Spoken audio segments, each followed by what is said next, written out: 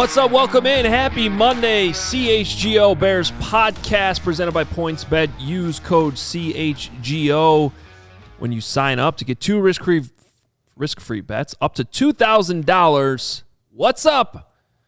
I'm back, guys. We're back. Welcome back. I know you missed me. How was the owners' meeting? How's the weather down there? It looked terrible. It was fantastic. I'm not Really?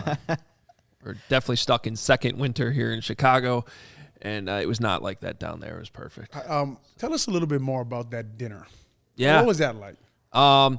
So the NFL reception it's a really, especially for those of us in the media, like it's the only time the entire year that you're ever going to have, like literally the only people there are owners, like, and then people who are like part of ownerships, like families or, the McCaskies, there's like 700 people there. Not really, but owners, GMs, coaches, and then like me, right? You know what I mean? Like I shouldn't be there. No, that's the feeling. Like, who's the easiest to relate to out of, when you're there, like, say you sit down and talk, the coaches? Yeah. Yeah. Oh, yeah. You get a chance to rub some elbows and talk, and then you see them around their families. That's why I appreciate it, because you actually get to see them in their like real element. Like when they're outside of the football building, which is, you don't always get a lot of that. But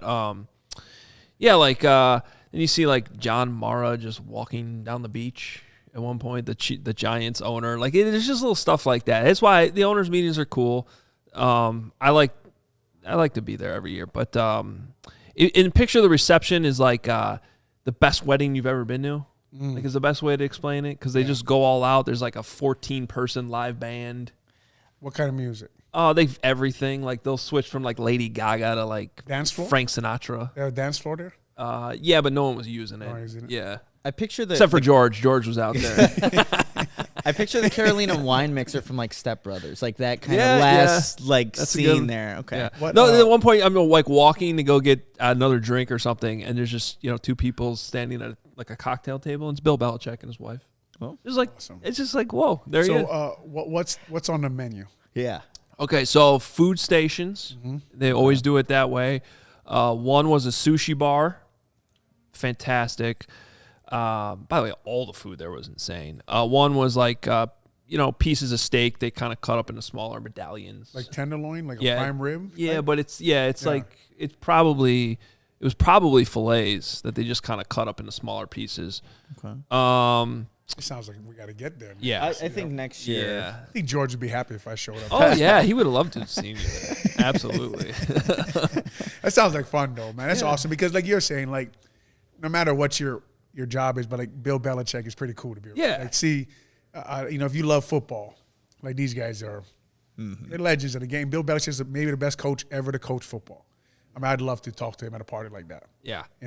Yeah. Trust me, I was still too intimidated to just walk up to him when he's in a conversation with his wife. But it's a cool spot, and more importantly, I think for our viewers and listeners, the Bears said a lot last week, and it was good to hear from Ryan Poles and Matt Eberflus for the first time since some of these moves have been made. So I was happy to be there. I kind of want to start the show off today. Adam Hoge, Olin Kreutz, Nicholas Moreano here. Thank you, everybody watching. By the way, 1 month since CHGO launched. Nuts, how cool man. is that? Yeah. It's already been a month. It's been great. Being here in the studio and seeing everyone who's just come and join the chat, and they tune into this every time at 11 a.m. Central Time, which is really cool to see. And yeah, it's been growing since that launch day. Yeah, it's like surpassed. I don't know about you guys, but really surpassed my expectations of doing a live pod, being a part of the CHGO. And they talked about community, and sometimes when you hear that, you're like, oh, okay. But it's true. It does feel like a community. Kevin and Jake here, they do a great job. Yeah, they do. It's been a good podcast. Being on with you guys, learning from you guys has been awesome. I was bummed. We had a Blackhawks outing last night. I moved over the weekend, so was definitely not able to attend. Did you go? I didn't. Actually, none of the Bears beat were at the Blackhawks. None of us were there. Then I look back at the picture. So just like the Reeds, I really wasn't invited to this. It's fine though. Kevin kind of gave me a late invite. When you're like, I heard about that birthday party you're having. There He's he like, is. Kevin. He's looking over here. Kevin's looking over here right now. And then he came over with like the half invite. The one that's like, I told him. So do you want to go? like looking at me like, I hope you say no.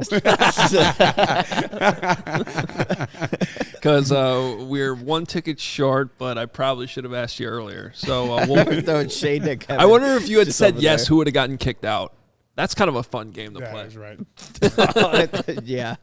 I also want to bring up the amazing weekend of basketball. Or Saturday night. I mean, North Carolina, Duke. That's the story in sports right now. I dug up. I would not have found this had I not moved over the weekend. It was buried in some tub of jerseys I had. I don't think I've worn a jersey in like probably 7-8 years. But I found this. I'm like, this is too good to not wear after North Carolina ended Coach K's career. Very timely. And, I mean, it still looks good on camera there, and we just can't figure out who it is. I thought it may have been Julius Peppers, but he wore 49. I'm on the fence if Coach K, after losing twice in North Carolina, is gonna really walk away. Oh, he's pulling a Tom Brady for sure. You think so? Man. Yeah, I don't know. I mean, I don't. When I just look at his face, my daughter's like, "Why does he look like that?" And I said, "He always looks like that." But like you're saying, man, the girls' basketball game, South Carolina and UConn, that was a great basketball game. I mean, the basketball on Saturday and Sunday, and there's another game today. Hopefully the North Carolina center is healthy because I don't know the names, but him and the Kansas center, that's a matchup that I want to watch. But that Duke Carolina game, because Villanova seemed a bit overmatched with the injuries they had. Yeah. But that Duke I'm always amazed, guys. I don't know about you guys, but the size of them and how athletic they are. It's nuts. Amazes me. Like the Kansas center. I mean, I just want to put him at left tackle, lock him down, lock him in, and just leave him there, right? I mean, it's amazing to me. And then you're looking at one guy, and you're like, oh, that short guy's pretty good. And they're like, what, a guy's 6'6", right? So it's just it's crazy to me the way they run the floor, the way they jump, how fast they are now. And it seems like anybody can pull the trigger from behind the arc. Oh, right? for Like, sure. everybody can shoot now. Everybody can shoot. Yeah, it's crazy, man. It's fun. It's fun to watch. Fun. It's points bet. Took some of my money, which is fine. but I try to do a parlay and act like I was, what do they call them, the smart guys? I should act like I was one of the smart guys. I lost money. I almost followed you, Olin. I'm glad I did. Well, make sure you call first. Call.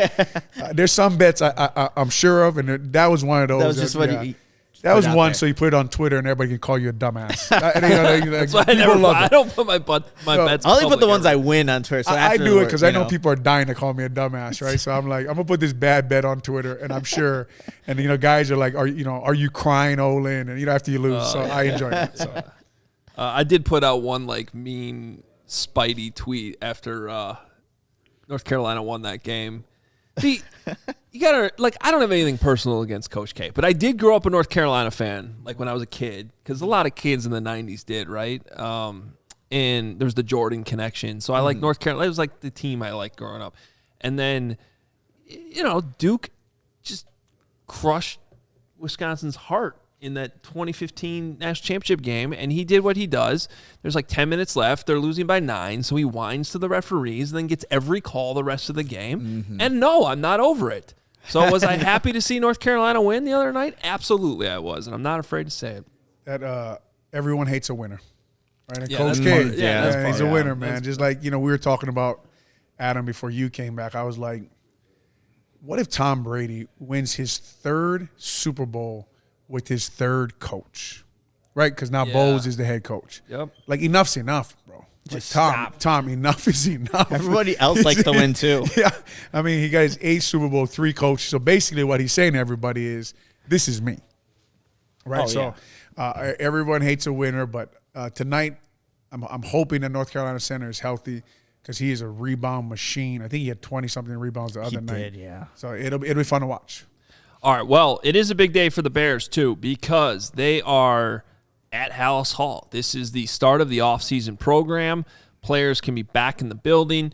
Players who have been rehabbing from injuries are allowed to use the facility, so they've been in and out. Various players have already met Matt Eberflus and some of the coaching staff. But this is the official start where it's not mandatory, but it's kind of mandatory that you be there, the voluntary offseason program. Olin, as a player, how did you treat that when it was like yeah, you don't have to be there. You're Yeah, not going to get fined if you don't show up. But if you're not there, people notice. Yeah, no, it's a good question, and it just depends on where you are in your career and how comfortable are you with the coaches. But when it's a brand new coach, you're going to be there on the first day, unless you have a contract problem and you're trying to make a point. But we like to say in the NFL, you better be that good. So if you're not going to show up to voluntary workouts, you better be that guy. Because if you're not, then they will hold that against you. And look, I don't know what the rules are nowadays, but I think they can only be in there from like 9 to noon. Yeah. This is not a full day of work, right? They're going to go in there. Look, you go in, you get free breakfast, you get to work out, and you get to shake hands, and then you go home. And then you can act like, man, I had to go to work today, right? So this is not a hard day for these guys. It's the problem is, honestly, nowadays for these players, they sometimes get better training away from the building. Yeah. Right. So there are a lot of experts now, a lot of guys who very specific. They train. We just heard about on the Score on the Parkins and Spiegel show. They had Justin Fields, quarterback coach. Yep. Right. There's Duke Manyweather is an offensive line guy in Frisco, Texas. Right. LaCharles Bentley has O-line performance in Arizona. There's a lot of guys who are experts at training certain positions, right? I think Clark, the former cornerback for the Steelers, he has a cornerback place that people go to. So that's why sometimes you don't see these guys, but actually you may hear they're not there and you don't think they're working hard, but actually they're getting better work away from the building. But that's to say, like, you know, when you have a new scheme and new coaching staff, you should be there in the building talking to these guys, getting to know them, getting to know your scheme and your staff. Yeah, because a lot of this is just so the fans are aware, what they're limited to do physically, especially the first 2 weeks, is limited to strength and conditioning and physical rehabilitation only. But there's also, I think the first 3 weeks you can't even put a bag in front of somebody, right? Right, yeah. So you can't get out on the field. Yeah. And so it's really what it is. It's more so like this is a big couple weeks for the strength and conditioning coaches. And like yes. Jimmy Arthur, yeah. Yeah, taking Salazar, over. right? What the guy's name is? Brett Salazar? Yeah. Is that his name? Yeah, and then setting the expectations there on that side of things. And then you can start working on the scheme and some meetings too and start laying the groundwork on that. Matt Eberflus addressing the team. I assume that has already happened at this point this morning for the first time, kind of that big team meeting. They all get there in the auditorium for that.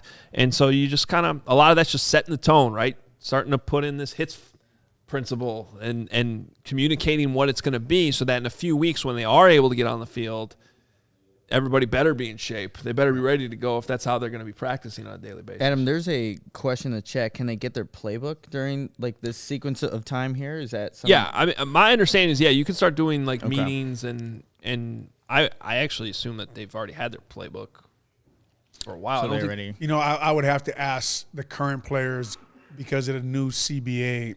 I don't know what all the rules are and stuff, but most of these NFL guys, I don't want to say too much is made out of playbook, but playbooks are basically concepts, right? Like there's inside zone, there's the genie. I call it the genie, the outside zone. Now everybody, if you can produce the outside zone, you can have a job in the NFL, right? So if you can rub the genie, but there's that which Getsy is going to try to install, but most of these guys, they'll get their playbook, but it's like working with the receivers, working with the tight ends, working the O-linemen, working together, whoever their starting five is. Nobody knows who their starting five is. Do they even have a starting five? No one knows yet. So that's the interesting stuff when you get there. You know, Olin, you mentioned, like, if you're not showing up to these things, you better be that guy. And I was thinking about it for the Bears' perspective. How many of those players even fit that category? The guy, like, I think maybe Roquan. Yeah. And then the list kind of Quinn. And then Robert Quinn. But remember last year, Johnson. a lot of those defensive guys didn't show up. That's true. Yeah, that's right. There was, there were some other things going on there. What were they debating over? COVID rules. They were trying to kind of use that because these teams had emphasized, like, if all 32 teams at the same time, like, create this expectation that even the voluntary portion is actually mandatory, even though it's not, even though we can't fine you, that it pretty much forces everyone to show up. And I think the Players Association last year tried to start to come together and be like, well, if we do this as a unit back, like if everybody does it, they can't do anything. And for the Bears, it kind of worked halfway.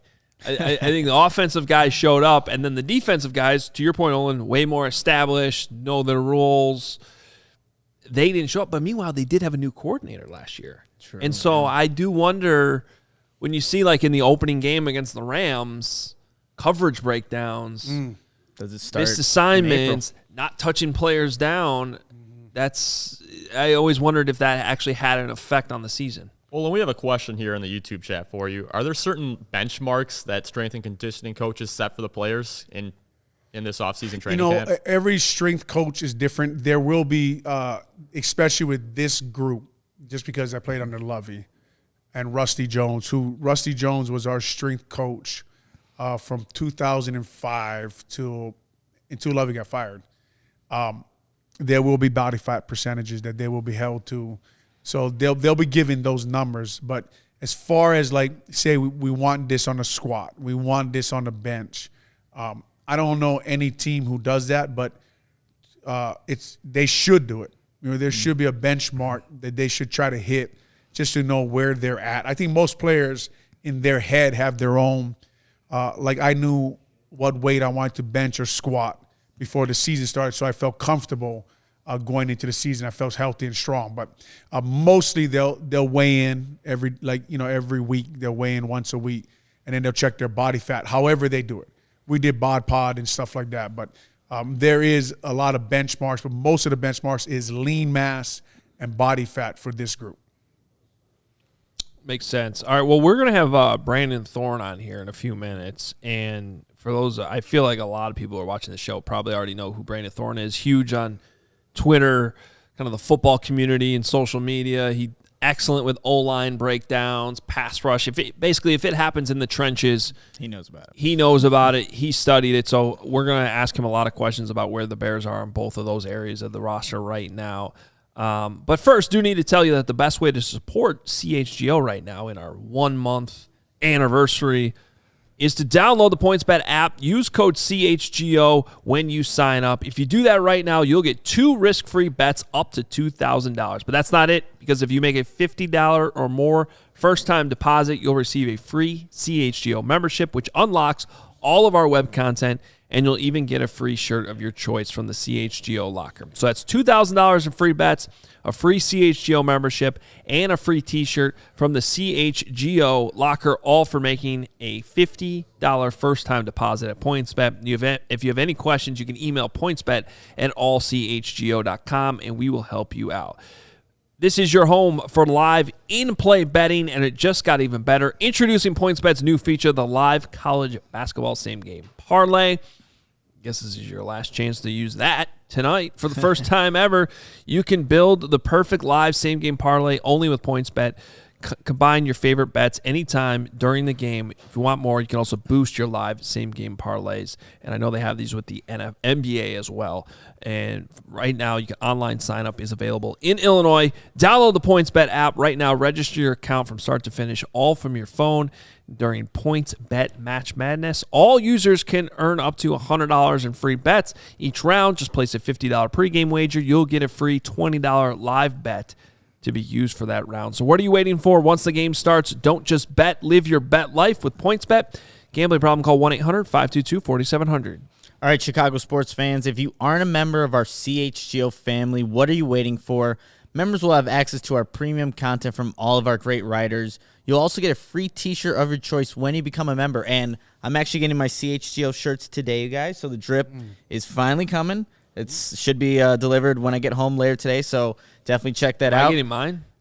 I think so. Okay. Maybe. Olin, actually, that's why I asked you what t-shirt size you were. Put you in there. So I got you a shirt in there. That, yeah, man. no Thank problem. you. Got you. I could use a shirt. What about Adam?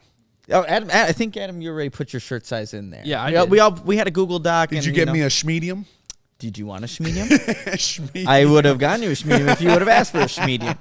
I forgot what I asked for, but we'll go back and do the schmedium. Yes, of course. And you get access to the members-only Discord, the CHGO Lounge, and, of course, we have podcasts like this one, live shows, every team, every day. So come join this amazing family that is constantly growing here at CHGO. By the way, if you missed anything from our coverage from the NFL annual meeting last week, I do have a 10 Bears Things column up at allchgo.com, so members can get access to that. And, of course, if you missed any of the podcasts last week, Will and Nick, you guys did a great job holding things down here. Olin And too. Mason. Mason did a good job. Okay. I enjoyed it. I never heard from Mason before. I thought he did a good job. It was so I funny, like his trainer point of view. Right, he does rehab work. I didn't know that, but I thought he did a good job. I'm still going to tell him, listen to this portion here, because he was worried all on Thursday night going to Friday. Is Olin going to approve of me? Like, I need to get this approval somehow. He doesn't so need my approval. I'm pretty sure of that. But I did enjoy his point of view. I thought, you could tell he puts in the work. He studied sure. the Bears and knew what he was talking about. Before Brandon comes on, Adam, I was wondering a few things we talked about. I didn't get to hear your opinion on it, but what you thought about when Eberflus said, Coach Flus, I know you guys did the interview. That was a really good interview. Thank you. Coach Flus talked about he thought they had enough dynamic weapons. Yeah. I was wondering what you thought when he said that. And then, Ryan Poles talked about he thought they felt like they made a strong offer to Ryan Bates. Those are the two things I kind of heard that I had opinions about, but I was interested to hear what your opinion was. Yeah, so on the first one, because I asked Coach Flus kind of straight up, I'm like, do you think Justin has enough weapons? Now, that's a tough position to be in because if he says no, then that's the headline. Yeah. Now he's like calling out the GM, I need more. Remember Tom Thibodeau used to always say, we got more than enough to win, even though like half the players weren't on the court. So that's a tough position for the coaches to be in. But then, my big takeaway from that, Olin, I think in that answer was just that they really do think that Byron Pringle sort of has like untapped potential, or maybe just being put in a situation where he's going to have more opportunity than he probably did in Kansas City. My only question with that then is like, if you have that much belief in the guy, and I understand market terms always dictate contracts, but then why'd you only sign him to a 1-year deal? Mm-hmm. Right. You know what I mean? So it is still kind of a 1-year prove it, but those things happen. I mean, Akeem Hicks was an example of a player like that who like changes scenery, better scheme, untapped potential. I think that was originally a 2-year deal, worked out. They signed him to a massive extension. Like I'm not saying that's going to happen with Byron Pringle. I'm just saying that when you're in these early stages as a general manager and you're trying to find bargains that you can go out and get, that does seem to be a piece that they really feel like will help Justin. Yeah, and I mean, if you compare it to Akeem Hicks, man, if Byron Pringle can be like Akeem Hicks at his position, it's what the Bears need. The Bears need to hit somebody on a shortstop route, have him break the nickel cornerback's tackle, break the safety's tackle, and get us 15 to 25 yards. So not everything is so hard for the offense in Justin Fields, because last year when you watched the offense, it was just like everything was a struggle, right? Like nothing was – think about what was it, 3rd and 19, and we'll get Brandon on here Guys, soon. we have a guest. What's up, Brandon, man? Hey, what's going on, guys? There he is, Brandon Thorn, Line Scout for Bleacher Report and author of the Trench Warfare newsletter. Does a lot of great breakdowns on YouTube. Thanks for joining us today, man. We're just kind of talking about where the Bears are offensively, and a lot of that is we were talking about the wide receivers, but much of our discussion over the last couple of weeks has been about the offensive line and maybe some of the lack of movement that they've done. But they do bring in Lucas Patrick. They try to bring in Ryan Bates. Bills end up matching that offer. When you see this offensive line right now, what do you see? I see an offensive line in flux. They're trying to find their identity based on the new scheme that they're going to implement, which sounds like more of a zone-based run scheme. I think Ryan Poles mentioned they want to get lighter, more athletic, stuff like that. So they have the piece with Lucas Patrick, who gives them some versatility on the interior, which is nice. Having that flexibility for the offensive line room is helpful. Cody Whitehair is certainly a good fit in his own scheme. That's what he's excelled in the most, I think, and going back to his days at Kansas State. So those two pieces, I would say, are kind of the foundation right now. And then the rest of the guys, they're just going to see where they fit in, through camp and then what they do in the draft. I would imagine they're going to invest pretty heavily in the draft on the offensive line. But yeah, they're pretty they need a lot of work still. So we'll see what they do in the draft. I think that's going to be huge.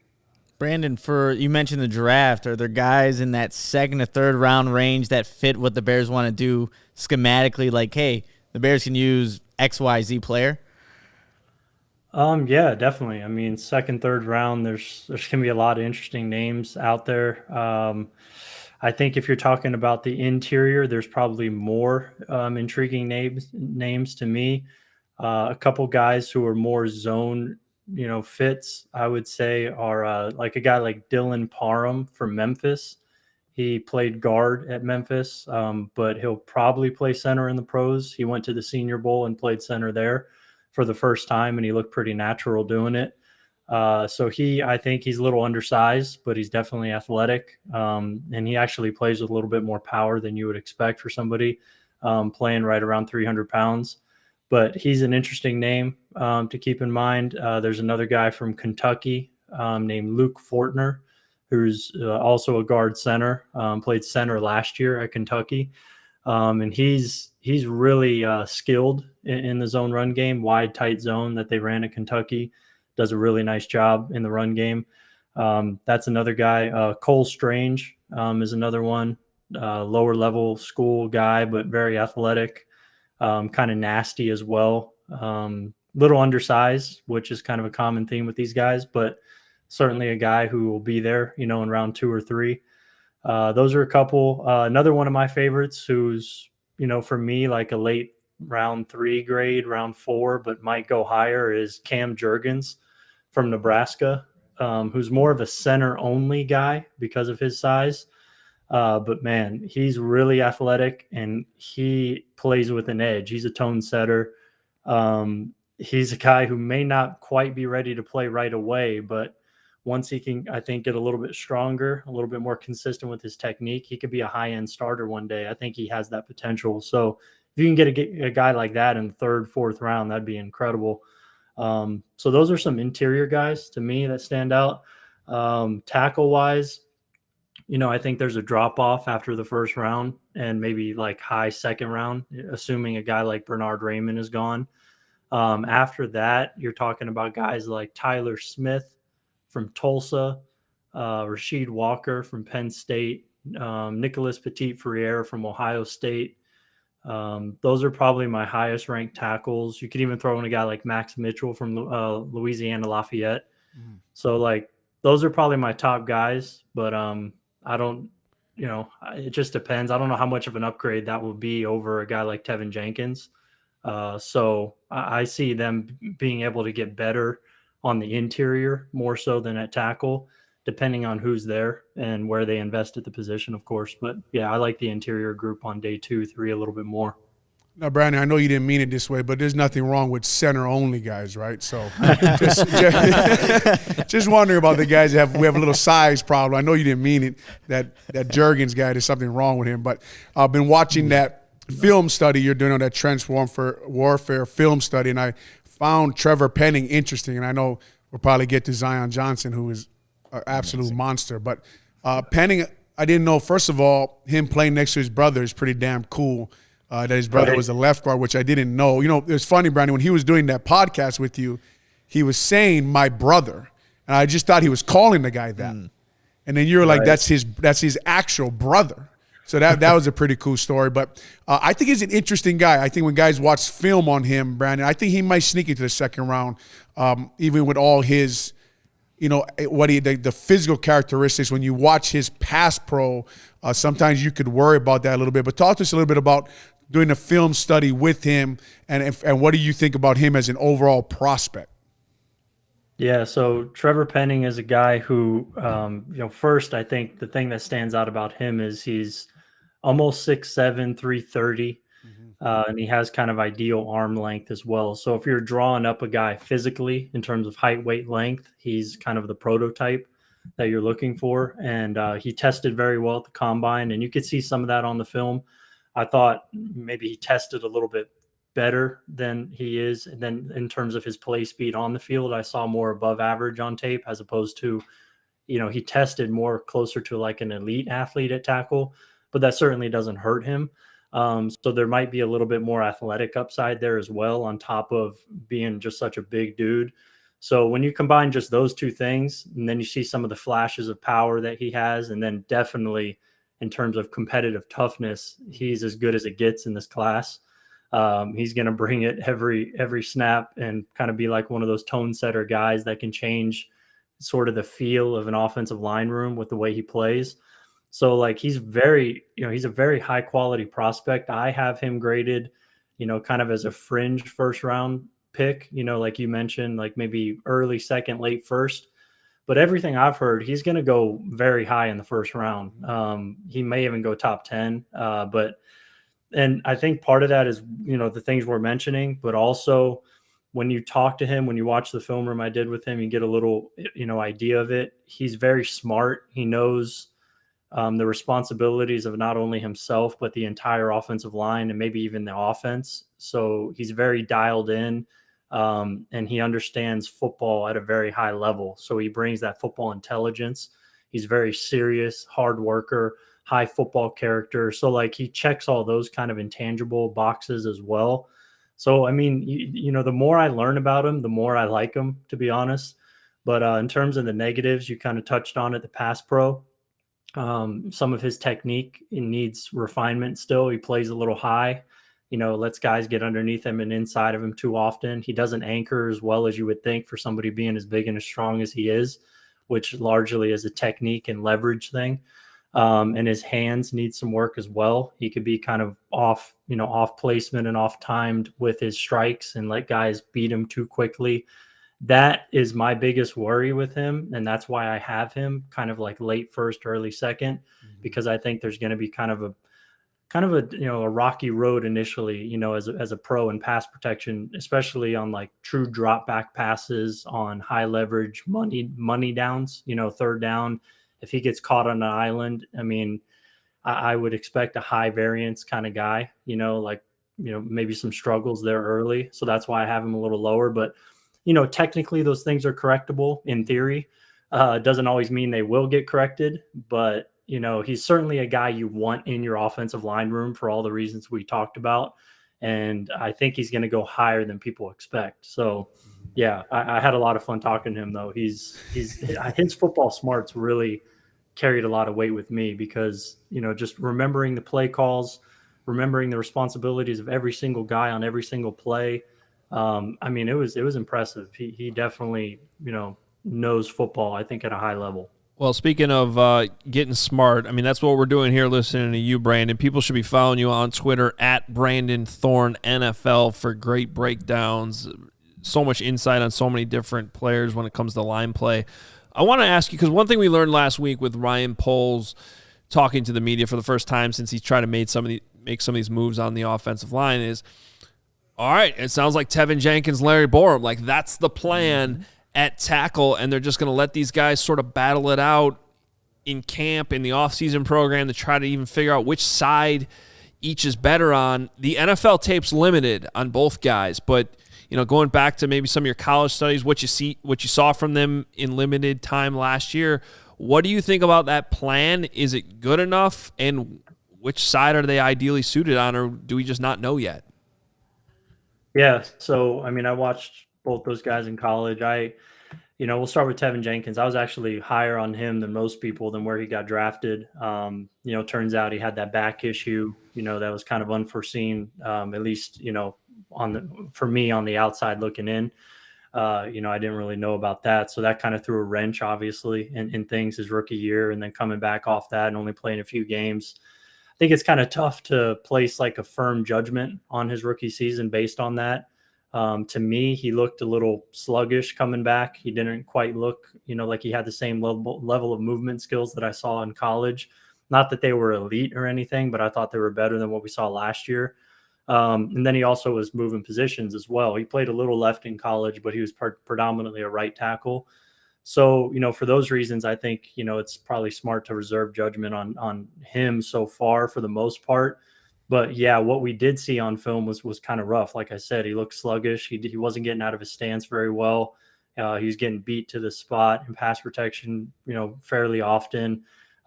So it wasn't a great season for him, injury plagued, things like that. But in terms of what I saw in college, the main thing with him was play strength and power. He really got after guys in the run game, and in terms he anchored very well in pass protection as well. He just played with really good upper body strength. He had the leg drive and that square power that you want, and like an inside zone gap and power downhill run scheme. So that's not really I didn't see him as a great fit in a heavy outside zone scheme, which sounds like the Bears are going to be running. So that's going to be an interesting transition. I don't know if that may mean he's more suited to play guard potentially, but I do see him more as a right tackle, generally, because that's what I evaluated him as at Oklahoma State. So that would be my first, position for him. And then considering the scheme kind of fit or lack thereof with the outside zones stuff, maybe guard. But, it's not a great scheme fit, honestly, for Tevin Jenkins to me. Because when I evaluated him, I saw him more in that downhill run scheme, fit in a place like Baltimore, somewhere like that. So that'll be interesting to see. And then Larry Borum, to me, I had him graded as I think I had him with a 5th round grade coming out of Missouri. I saw him more as a guard. I thought he played out of position last year. I had a 6th round grade on him. Sorry. But yeah, I saw him playing out of position last year. He has a lot more film to watch as a rookie, obviously, than Jenkins. And I think he had a respectable rookie season considering he was a late round pick and he played quite a bit.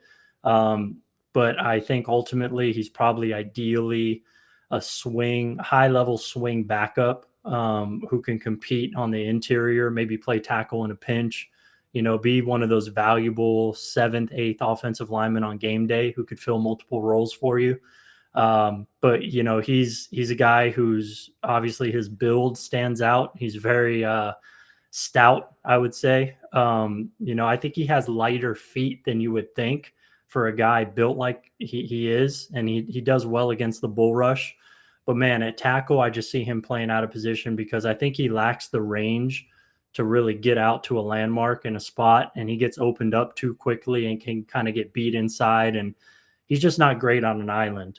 So I think if you bump him inside, his career will be maximized. So that's kind of how I saw him coming out of Missouri, and based on what I saw last year as a rookie, I still feel like I feel like I got that evaluation for the most part, right. The Jenkins one, we'll see.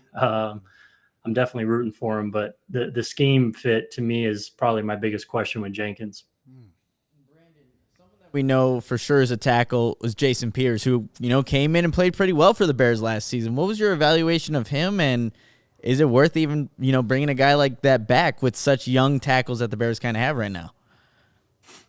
It is worth it, on another 1-year kind of deal, from what I've heard and everything. Jason Peters wants to keep playing football. I think based on last year's film, watching every snap, and kind of comparing him to the other left tackles in the league, he was kind of a middle of the pack left tackle last year. And at 39 years old, getting signed late in August like he did, I thought that was pretty impressive. It's just another kind of, it's kind of like another, loop in his belt, I guess you would say, in terms of his career. I mean, he's a Hall of Famer. He's one of the freakiest athletes we've ever seen play the tackle position. At 6'4", 330, 340. The way he moves, it's incredible. He's obviously at 39, he has a lot of wear and tear on his body as well. He's gone through a lot of lower half injuries over his career. And that kind of shows up on film the more you watch him. But at the same time, man, he's so good with his technique that he's able to compete against guys like Chandler Jones. Like last year when you watch that film, he's one-on-one against Chandler Jones quite a bit, and he held up more than I'd say at least half the tackles in the league would in those situations. So, having a guy like that who could be such a great presence for a young offensive line room, all the things that he brings off the field, it's hard to measure those things. But I think that's definitely real and it's tangible, for those guys. So that part of it I think is valuable. not to mention getting like a middle of the pack guy, in terms of on the field. So to me, it would be worth it to bring him back on a 1-year kind of deal. He's played in zone schemes. He's played in every scheme, basically. So there's nothing that he can't do in terms of schematically. So, yeah, I mean, he's kind of, a good stopgap kind of guy to have, worst case. But ideally, you get, a young tackle. If you don't get one in the first round this year, like most years, it's tough to find a tackle outside of the first round in the draft. You just kind of have to, maybe get lucky, or, occasionally you'll get a guy like Teron Armstead in the third round. He's coming from a small school, that kind of thing. That's a name to throw out there, but those guys don't come around very often. So it's going to be tough to upgrade tackle in the draft if you do it outside the first round. Yeah, let's be honest, too. I think Jason Peters is pretty much Megatron. I think he just is, the guy's unbelievable. Real quick, Brandon, I know the Chiefs got Trey Smith in the 6th round last year because of his medical issues. Can the Bears, is there anybody that you like, is kind of a diamond in the rough in this draft, 5th, 6th round area, a guy that you would like that could come in? I think they're going to play, you probably haven't heard this, but they're going to play Lucas Patrick at center. So you got Cody White there. They're probably looking for a guard there, kind of a bigger guy, longer guy. I'm sure Pose likes those kind of guys, like Trey is 6'6". Is there anybody you like that you've looked through at the combine, at the draft, or through your scouting that you found that you like, kind of a diamond in the rough in that area? A guy that I would say initially when I first watched him was Tyler Smith from Tulsa, but I've seen him get mocked like late first round at this point, which to me is kind of crazy. I see a guy who needs some time. He actually kind of reminded me a little bit of Trey Smith in terms of how he's built and some of the power that he has. It's very enticing. I mean, he has legit power. He's athletic. He's big. He's nasty. But, man, his technique needs a lot of work. So I have him graded in the 3rd round. I had Trey Smith graded in the 3rd round as well. So I don't know if I could really say him. I do want to mention his name, though, because he is kind of in that mold of a Trey Smith. But if he's going to go late first, early second, that kind of takes away from your question there. But I see him as more of like a round 3, round 4 guy. So that one's interesting. Well, it's going to be very interesting to see where he goes, closer to my evaluation, or, where I've seen him mocked by like bigger evaluators, like, Daniel Jeremiah, guys like that. So that one's interesting, but some of my personal favorites, like definite later round guys. The Cam Jurgens guy for sure is one of them. For me, he's one of my favorite, like early day 3, late day 2 guys. Maybe like a bigger kind of interior guy that could, be pretty good.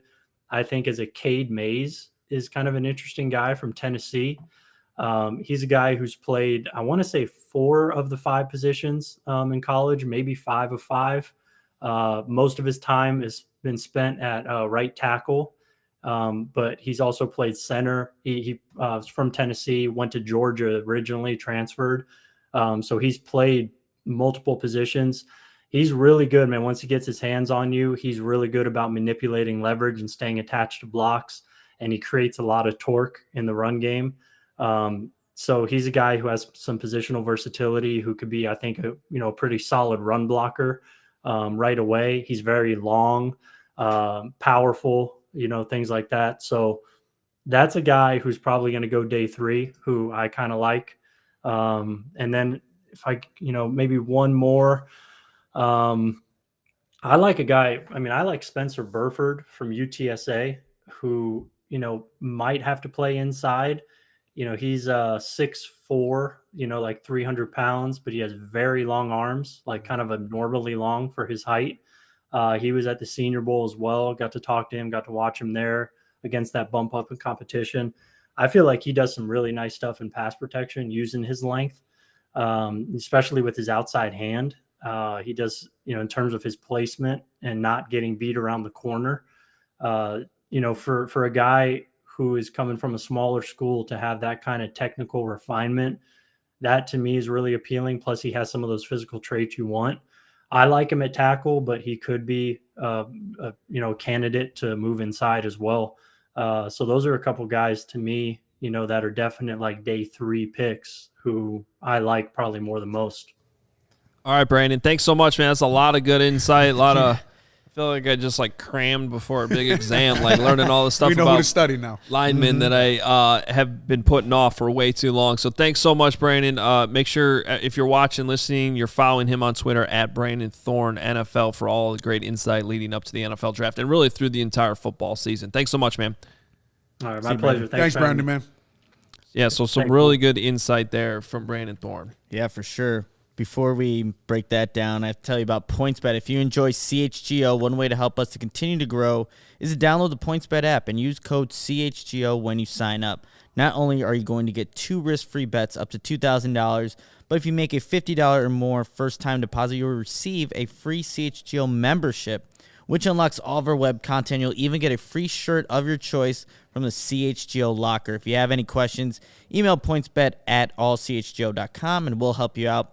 And in case you missed it, online sign-up is available in Illinois. You can actually download the PointsBet app right now and register from your account from start to finish, all from your phone. So what are you waiting for? Once the game starts, don't just bet. Live your bet life with PointsBet. Gambling problem? Call 1-800-522-4700.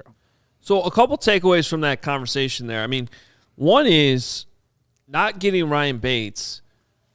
And even if you did get Ryan Bates, I mean, they would have probably penciled him in as a starter, but even then he would have been an unproven starter, quite frankly.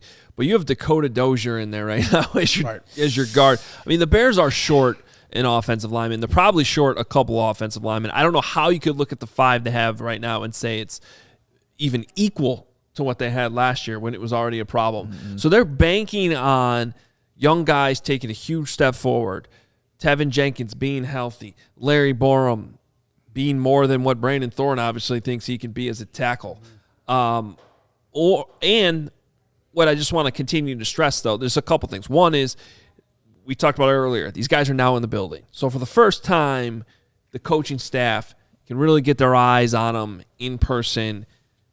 There's going to be a mini camp here in a couple weeks, which happens before the draft, so they'll actually be able to get on the grass a little bit, see what they have, and they might go, okay, we might want to move up this need a little bit because we just don't have a guard.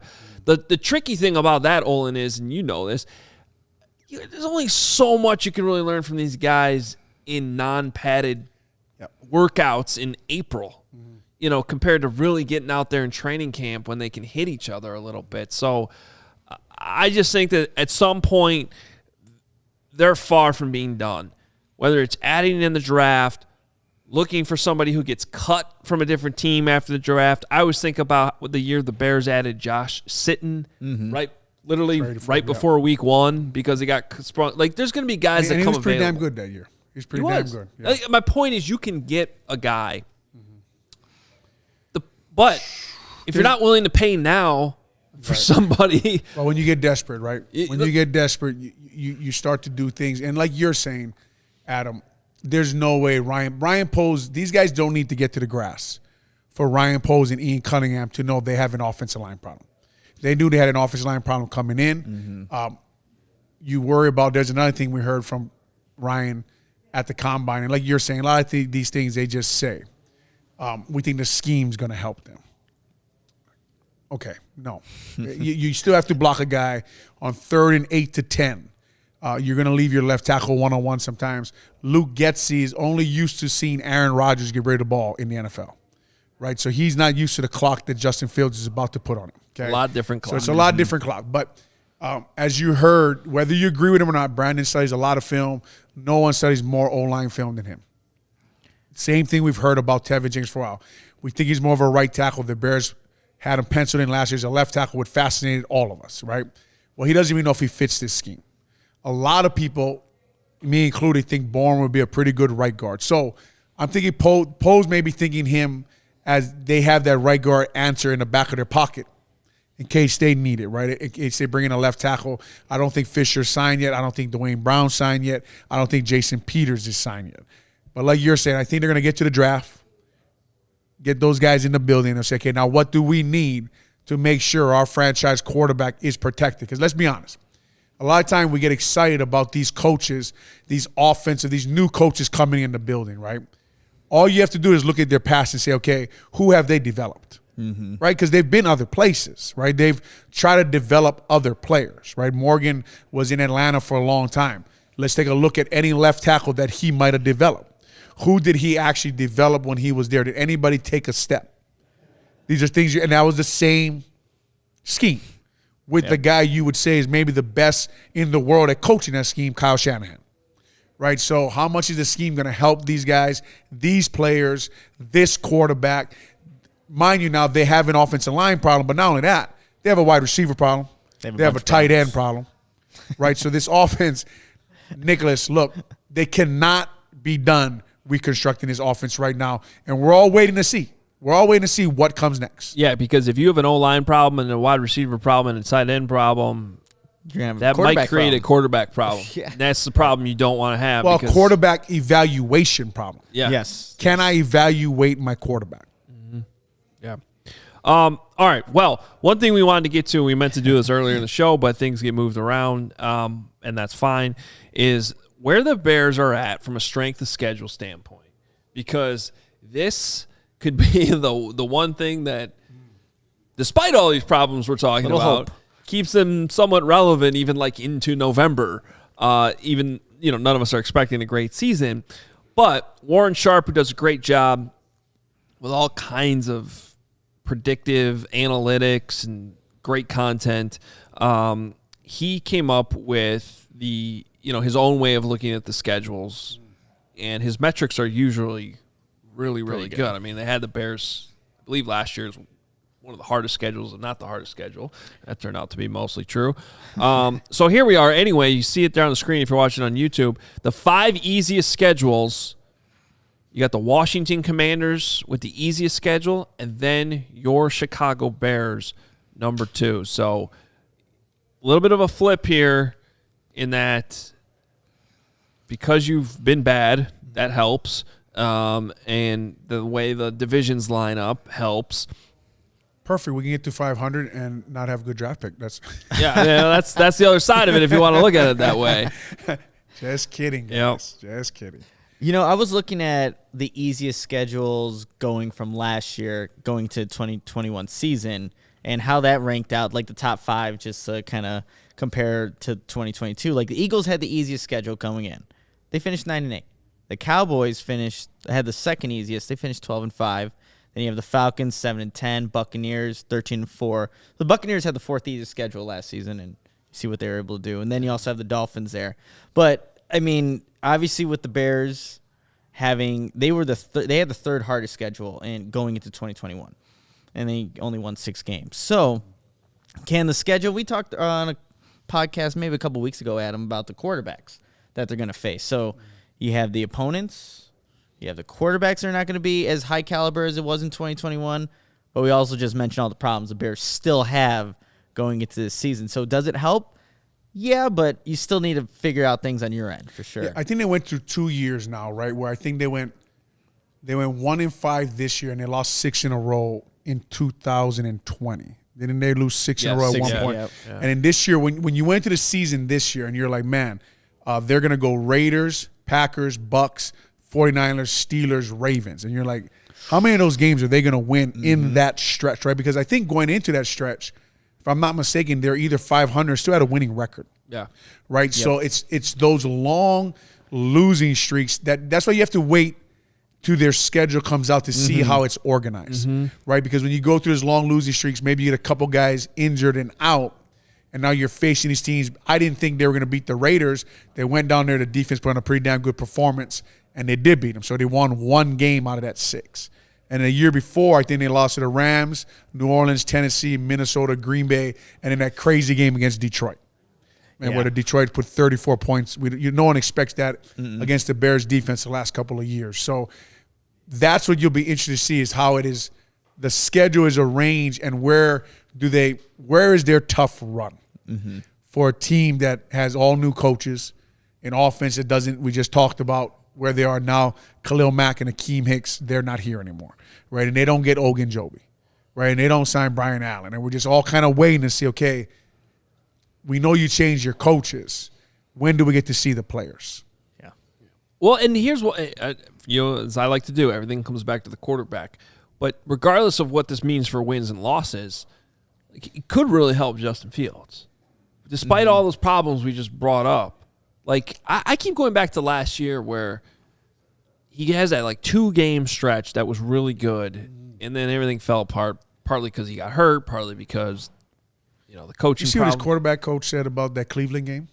Yeah. You know what I thought to myself when I heard that? The sky is also blue, right? Grass is also green, right? But you know what? That look, anybody who knows an ounce about football could watch that game in Cleveland and understand what a disaster it was. And like, what's going on? And how you could possibly just leave those tackles on an island. On islands Clowney the entire and game. Like, not only is like, wait, that was your plan going into the game, but then you don't adjust, right? Okay, but so like what you're saying, right? Like you're saying the strength of schedule obviously is for the team, right? And at home already I see here the Washington Commanders. And then you think about the offensive line we just talked about.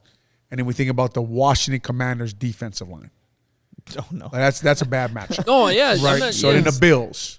Yep. Right? The Bills, they just signed Von Miller. And when they come at you with that defense, right? So 49ers have a pretty good pass rush. Obviously the Vikings, right? Packers. So anyway, the Jets have some good – it's just teams can be bad and still give you a bad matchup on defense. Yep.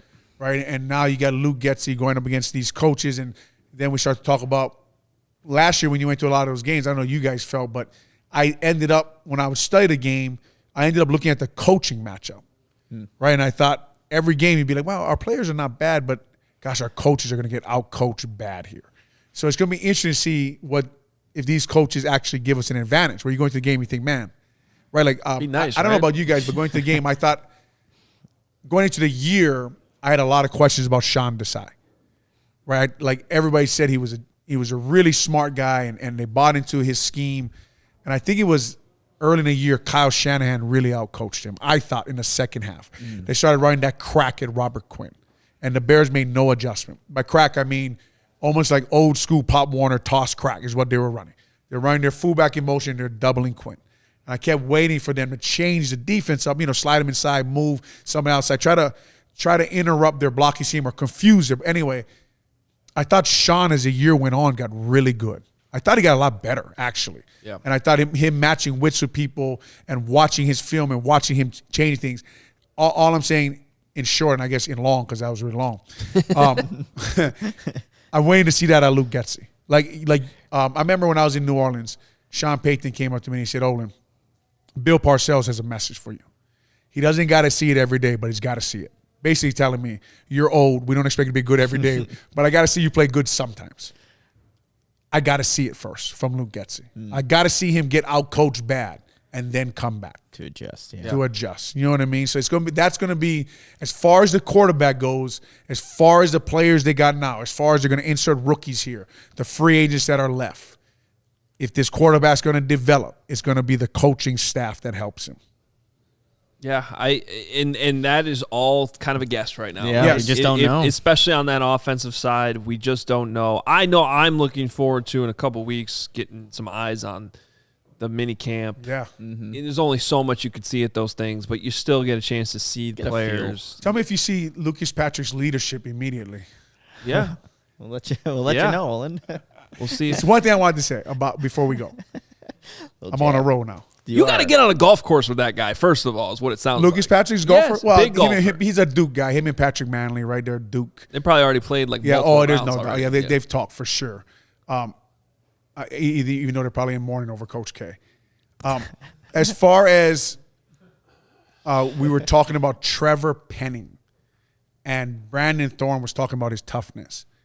It's always interesting to me. You have to wait because being tough in the NFL and being tough in college, especially at Northern Iowa, being a tough guy when you walk on an NFL field and being a tough guy every day now, it takes a lot of energy. And you have to literally, all I'm saying is, a lot of guys who think they're tough guys get uncovered when they walk into an NFL locker room, and you got to compete against NFL guys every single day. Because I'm going to tell you what, no matter who you are in the NFL, you get your ass kicked bad. See how Lucas Patrick does. Well, Lucas Patrick's played already, but I'm talking about these guys coming out. Like Adam Shaheen. Yeah, he was a tough at Ashland. We had to throw Adam Shaheen in here. Is he still with the Dolphins? I think so. Jiu-jitsu guy, right? Didn't he do jiu-jitsu one And year? Chipotle Chipotle and jiu-jitsu. I was sitting in my gym, and I forget who was What a with combo. me, but someone told me, Olin, Adam, and I do jiu-jitsu at New Breed Training Center in Niles. Let me give me a shout out.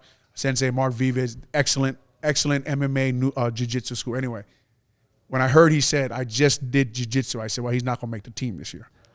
But you got to lift weights, man. There's other things to this. Like, you can't just do jiu-jitsu. Doesn't get like, it's like saying, okay, I'm going to take a black belt in jiu-jitsu and get him ready for a jiu-jitsu tournament, so we're just going to play football.